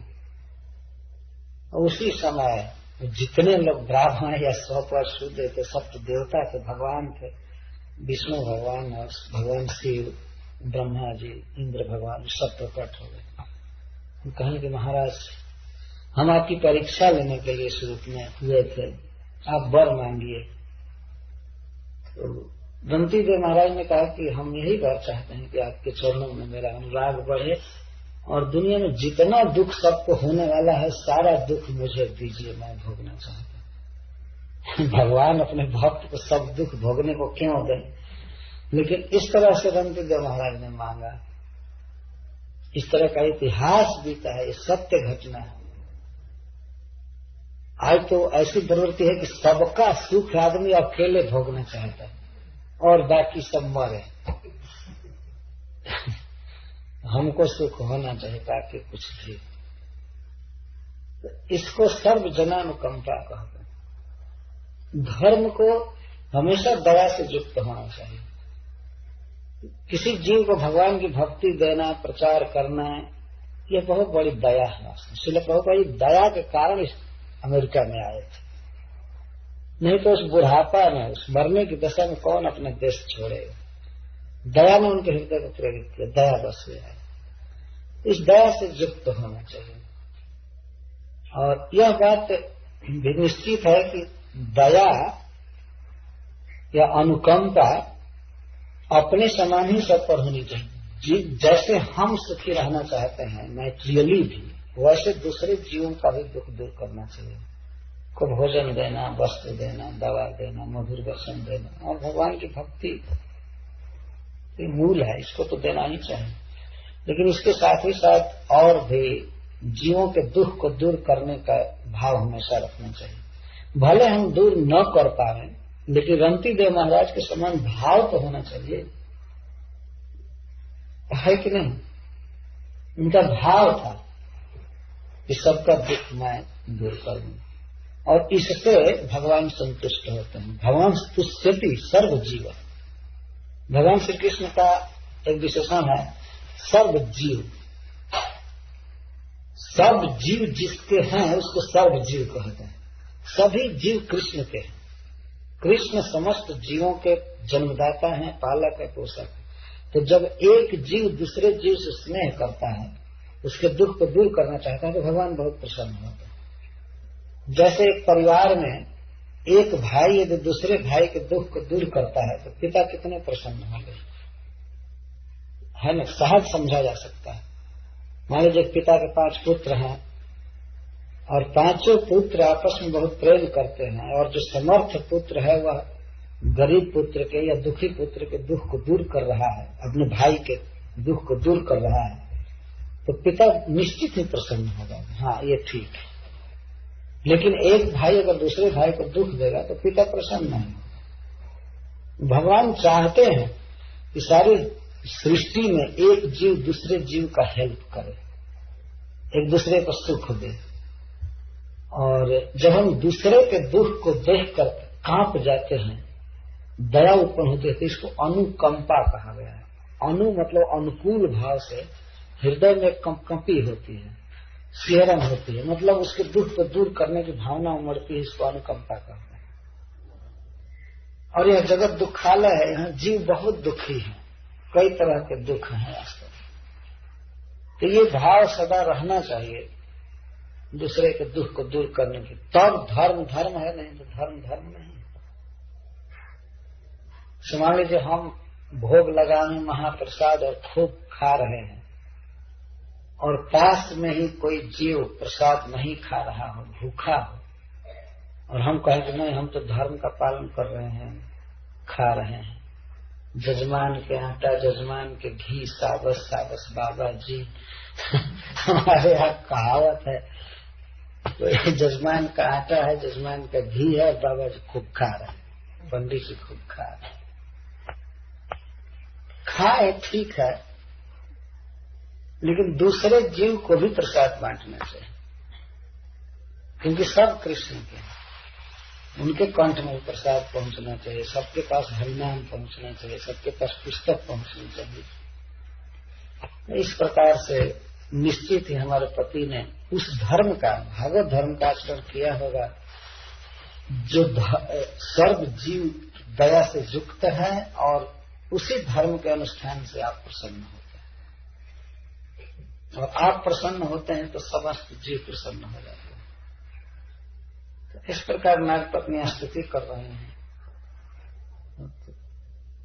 कितना 4 तक कथा कहानी थी। हम 10 मिनट प्रश्न के लिए रोक रहे हैं, फिर 5 सेकंड करेंगे। हरे कृष्ण। कोई प्रश्न है? ये मतलब दूसरे मंत्रों में और इस मंत्र में क्या अलग बना है, समानता है, तो दोनों हमें भगवान के धाम तक ले जाने में और प्राप्त करने में उसी तरह से उतनी ही मतलब शक्ति नाम में, या कोई दूसरा मंत्र जप रहा और हम ये मंत्र जप रहे हैं, तो उनमें कोई अंतर है, या वो अंतर है क्या? जो भी मंत्र भगवान के नाम से युक्त है, जिनमें भगवान का नाम है, तो वास्तव में उन मंत्रों में कोई भेद नहीं है, समान है। लेकिन अब जपना अपनी उत्कंठा पर निर्भर करता है। कोई भी मंत्र हो, उसको प्रेम से जप रहे हैं, अनुराग से जप रहे हैं, तो वह सिद्धि देगा। ये क्वालिटी का प्रश्न है वास्तव में। नाम तो सब एक समान है। 1000 बार विष्णु का नाम जपना और 3 बार राम का नाम जपना कृष्ण के नाम के बराबर है। मतलब 1000 बार राम विष्णु का नाम एक नाम राम के बराबर और 3 बार राम का नाम एक बार कृष्ण के नाम के बराबर। वो तो जैसा मैं पहले बात कहा कि कुछ बातें ऐसी कही जाती हैं जिनका अर्थ कुछ और होता है, सुनने में लगता है कि इसका अर्थ कुछ और है, लेकिन वो भिन्न अर्थ होता है। यदि आप कहा जाए कि विष्णु सहस्त्र नाम 3 बार पढ़ा जाए तो एक राम जपने के बराबर होता है, ये कहा गया है ना। एक बार मतलब विष्णु 1000 बार विष्णु वही विष्णु सहस्त्र नाम के लिए कहा गया, लेकिन उस विष्णु सहस्त्र नाम में स्वयं ही राम शब्द आया हुआ है उसी में राम शब्द आया हुआ है। अब पढ़ कर देखिए। और ये कहा जाए कि 3 बार राम नाम जपने पर 1 बार कृष्ण कहने का फल मिलता है, तो फिर इसमें महामंत्र में से राम निकाल देना चाहिए, क्यों घाटा सहेंगे। आखिर बलराम जी का है ना राम।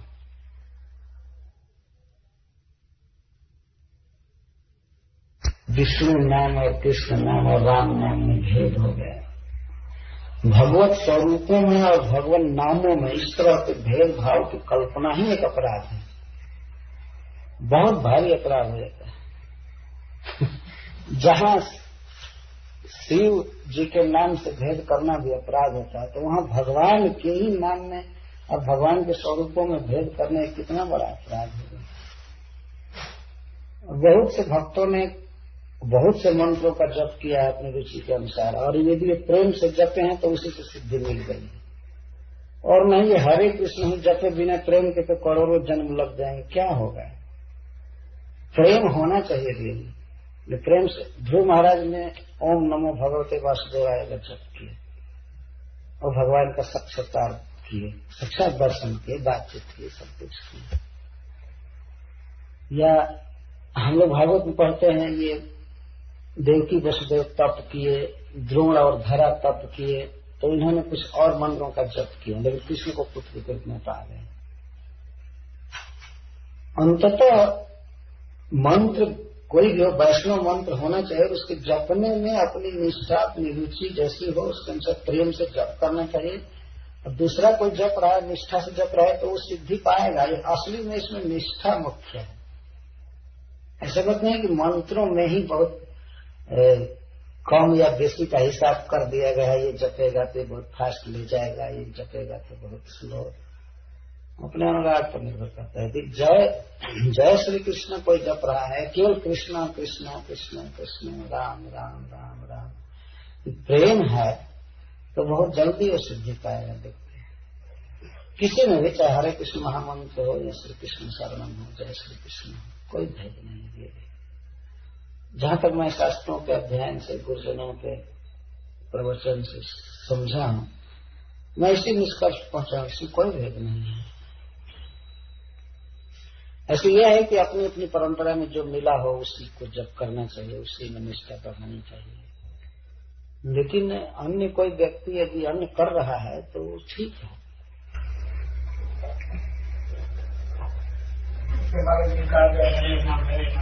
जी बिना दीक्षा लिए या और कुछ भी किए बिना चैन करे कुछ मन करो और मतलब जी, ये चैतन्य चैतन्य में लिखा गया है कि विरस दीक्षा पुरस चर्चा आदि अपेक्षा न करे, जिह्वा स्पर्श आचंडाले सवारे उद्धार। भगवान के नाम जपने में दीक्षा आदि की अपेक्षा नहीं है। दीक्षा होती है ठीक है, लेकिन यह किसी भी तरह से जिह्वा के स्पर्श मात्र से जीव को शुद्ध करता है। भगवान के नाम में विशेषता है। और कुछ मंत्र हैं वो परंपरा से लेना ही चाहिए, लेकिन भगवान के नाम में यह पाबंदी नहीं है। इसके तो श्रवण मात्र से जीव पवित्र हो जाता है, उच्चारण करने पर तो कहना ही नहीं है। जब नाम श्रुति मात्रेण पुमान भवति निर्मल, ऐसा शास्त्र कहता है। और कीट पतंग तक तर जाते हैं, इसमें कोई अपेक्षा नहीं है। ऐसे जो व्यक्ति सिद्धि चाहता है उस परम लक्ष्य को पाने चाहता है तो सब तरह से सुरक्षित रहेगा, वो दीक्षा लेगा और नियम का पालन करेगा, सब करेगा, है ना। अगर उसको उत्कंठा है, जैसे मान लीजिए हमको कहीं जाना है तो हमारा टिकट बुकिंग है, फिर भी हम आरक्षण करवाएंगे, ये करेंगे वो करेंगे, कई तरह से चिंता रहती है कि सेफ होना चाहिए। तो इस तरह से दीक्षा आदि एक आवश्यक वस्तु है, परंतु भगवान का नाम कैसे भी जपा जाए फल देता है, ये नियम है। जपना चाहिए, किसी भी तरह से प्रचार करना चाहिए, परंतु ठीक बहुत जल्दी सिद्धि के लिए और सुरक्षित निश्चित सिद्धि के लिए वैष्णव दीक्षा आदि ग्रहण करना चाहिए। 16 क्यों चाहिए? ये तो एटलीस्ट कहा जाता है, कम से कम। मनुष्य के पास समय नहीं है, बहुत बिजी है, परिवार के लिए, समाज के लिए, देह के लिए काम करना है, इसीलिए प्रभुपाद जी ने कहा कम से कम 16 महीने जप करो।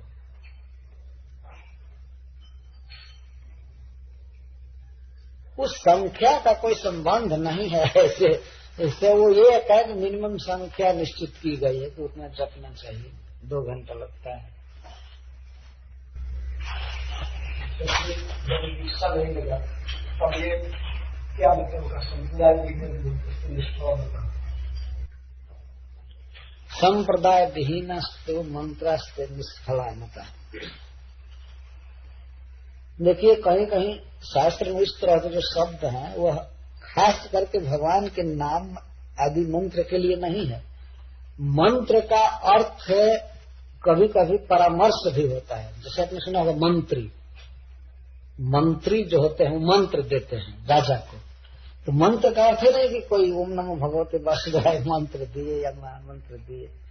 वहां मंत्र का अर्थ होता है परामर्श, विचार, फिलॉसफी। जो संप्रदाय विहीन मत हैं वे सब निष्फल हैं, उसका अर्थ ये हुआ। अब समझ रहे हैं ना, जो कई तरह के कंसेप्शन है लोगों का और देते रहते हैं, प्रचार करते रहते हैं, तो जो संप्रदाय विहीन इस तरह के प्रचार है, मत है, वो सब विफल है। और कुछ ऐसे मंत्र भी जिनका सही अर्थ में मंत्र अर्थ किया जाता है, वो भी अगर संप्रदाय से न लिया जाए, जहां तक किताब में पढ़ करके और बिना मतलब के इधर उधर से लिया जाए, तो वो भी निष्फल है। परंतु भगवान नाम में यह नियम लागू नहीं है। भगवान का नाम तो शुद्ध करता है जी, सुनने में आते हैं। परंतु मैं शुरू में ही कहा कि अगर कोई बहुत जल्दी सिद्धि पाना चाहता है सब तरह से, तो उसको सब तरह से दीक्षा आदि से युक्त होना चाहिए। इस संप्रदाय विहीन या मंत्र से निष्फला मत, और जिस प्रसंग में वो बात कही गई है तो वह मंत्र जो जपा जाता है उसके लिए वो बात नहीं कही गई है। उस समय प्रसंग चल रहा है तो ये बात बताई गई है कि जो लोग अपना मत स्थापित करते हैं, संप्रदाय में नहीं है, किसी और अपना मत चालू कर दिए, वो सब बेकार है, निष्फल। पता नहीं किसमें है लेकिन है शास्त्र का ही बात। हाँ, शास्त्र हित करने के लिए बनाया गया है, लेकिन उसका अर्थ समझना चाहिए, उसके भाव समझ करके ऐसा जी। हाँ, स्कूल में जो संस्कृत किताब होती है, लेकिन है शास्त्रीय बात। वैसे तो गुरु के लिए नहीं, माता के लिए कहा गया है कि मातृदेवो भव, माता ही भगवान है, पिता ही भगवान है, राजा भगवान है। राजा को निर्देव कहा जाता है, भगवान का अंश माना जाता है। तो वो भाव होता है उसका, उसमें कुछ शक्ति है भगवान की, भगवान जैसा आदर करना चाहिए, करना चाहिए, करना चाहिए। लेकिन सब भगवान नहीं हो गए रियली। जीव के ओरिजिन का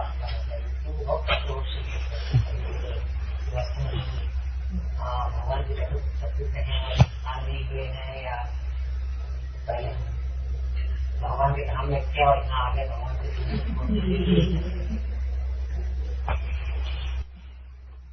इस विषय में शास्त्र कोई खास बात कह नहीं रहा है, और वास्तव में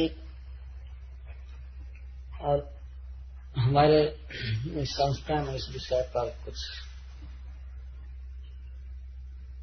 कोई अभी पूर्ण रूप से क्लियर नहीं हुआ है। मैं समाज में कुछ कहा भी नहीं सकता।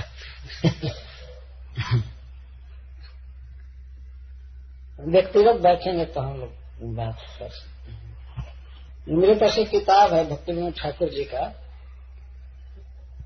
मैंने लिखा है कि जीव इस प्राकृत जगत का उत्पादन नहीं है और वैकुंठ का भी नहीं है। वो लिखते हैं एक मार्जिनल शब्द लिखते हैं कि वहां का है और फॉरेन शब्दों पर जो करते हैं लेकिन वहां से फॉरेन इस तरह की। और वो मेरे पास है भक्ति विनोद ठाकुर ने लिखा है। स्तुति करना चाहिए तो कौन से कोई पर्टिकुलर स्तुति करना चाहिए भगवान की कोई है स्तुति का? जी हाँ, कुछ स्तुतियां हैं ऐसे जिसमें भगवान के गुण नाम आदि लिखे गए हैं। जैसे हम लोग सवेरे दर्शन करते हैं तो ब्रह्मा जी के शब्दों में गोविंदम आदि पुरुषम तमहम भजामि बोलते हैं। भगवान उसी की स्तुति करते हैं तो पहले जयदेव कवि ने लिखा है वो और भी पुराणों में है उसको लेते हैं। नमस्ते नरसिंहाय प्रहलादानंद इत्यादि। तो इसी तरह से अपने भाव के अनुसार बहुत सी स्तुतियां हैं। अगर कोई बहुत प्रेम से भगवान से कुछ कहना चाहता है तो गोपी गीत के द्वारा भी बोल सकता है, लेकिन वो होना चाहिए उसका इंडिविजुअल। अपने घर में हो चाहे मंदिर में हो। और समाज के लिए तो निश्चित है सवेरे ये गाया जाएगा, गुरुअष्टक गाया जाएगा, गुरु पूजा गाया जाएगी, ये गाया जाएगा। लेकिन कभी कभी इंडिविजुअल व्यक्तिगत रूप से बहुत प्रेम में स्तुतियां भी कर सकते हैं अपने भाव के अनुसार। बहुत स्तुति है भागवत में, जैसा भी कर रही हैं स्तुति नागपत्नी, और बहुत सुंदर स्तुति है। 3 बार करने सुबह दोपहर शाम को, तो दोपहर को शाम को अलग अलग है। कोई स्थिति है सुबह के रात में करता है, दोपहर को कोई स्थिति और शाम की। कुछ ऐसा आचार्य ने कहा जैसे गुरुअष्टक है तो विश्वनाथ चक्रवर्ती ठाकुर का रचा हुआ है। वो कहते हैं कि प्रातः काल इसको कोई गाता है तो उसे राधा कृष्ण का प्रेम प्राप्त होता है। उसको लिखते हैं। अब संध्या आरती है और संध्या आरती चैतन्य महाप्रभु के भोर में गाने तो ठीक नहीं लगेगा। उसका नाम ही है संध्या आरती। इस तरह कुछ तो है काल का विभाजन। काल के अनुसार राग भी होता है, बातें भी बोली जाती हैं, स्तुति की जाती है। शाम के समय कोई गाने लगे जागिए गोपाल लाल तो भोर में ठीक लगेगा। शाम को तो उनको सुलाने वाला गीत चाहिए। प्रार्थना अपने भाव के अनुसार होनी चाहिए। मान लीजिए हम दीन भाव से किसी दुख से आर्त हैं और अपना दुख दूर करने के लिए हम भगवान से प्रार्थना कर रहे हैं तो अब भिन्न तरह की प्रार्थना होगी। जैसे गजेंद्र, ये द्रौपदी ने जैसे प्रार्थना किया वो उस आर्त भाव से। केवल विरह की अनुभूति हो रही हो तो गोपी गीत आदि से प्रार्थना की जा सकती है। कुछ भिन्न भिन्न तरह की प्रार्थना। भगवान के ऐश्वर्य का भाव उदित हो रहा हो तो उस समय प्रहलाद महाराज की स्तुति से स्तुति कर सकते हैं, ब्रह्मा जी की स्तुति से। स्तुति और प्रार्थना दोनों एक ही है। स्तुति में विशेषता भगवान के गुणों का वर्णन अधिक होता है, प्रार्थना में अपनी मांग बार बार कही जाती है। इसमें ये अंतर है। क्या करना अच्छा है, स्तुति करना अच्छा है, प्रार्थना करना? दोनों एक समान है। हाँ, गोपियां तो ज्यादा प्रार्थना ही कर रहे हैं कृष्ण से। कि 4 प्रार्थना है गोपी गीत में। आप अपना सुंदर मुख दिखाइए, आप अपना कर कमल हमारे सिर पर रखिए, आप अपना चरण हमारे स्तन पर रखिए, और एक है अपनी मधुर बोली सुनाइए। ये 4 प्रार्थना है।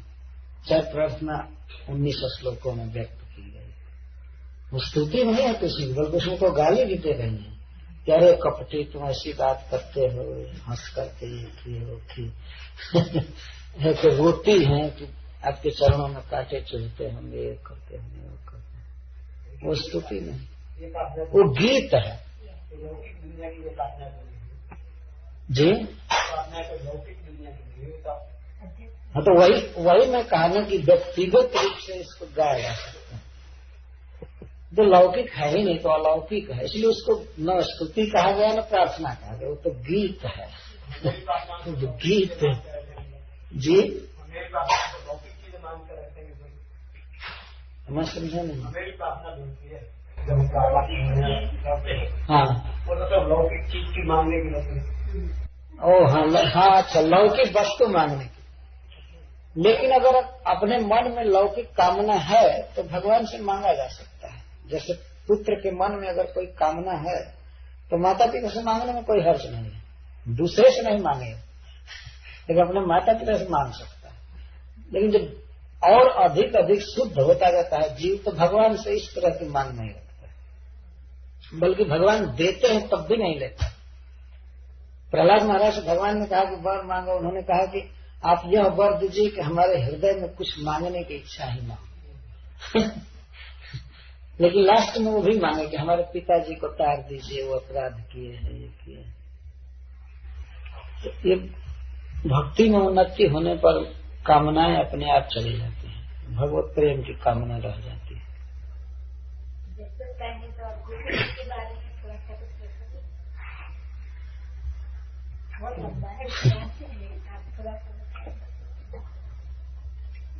हाँ तो खुद ही एक प्रसंग आता तब न। वृंदावन में कथा होने वाली है राष्ट्रपंच अध्याय पर इस वर्ष।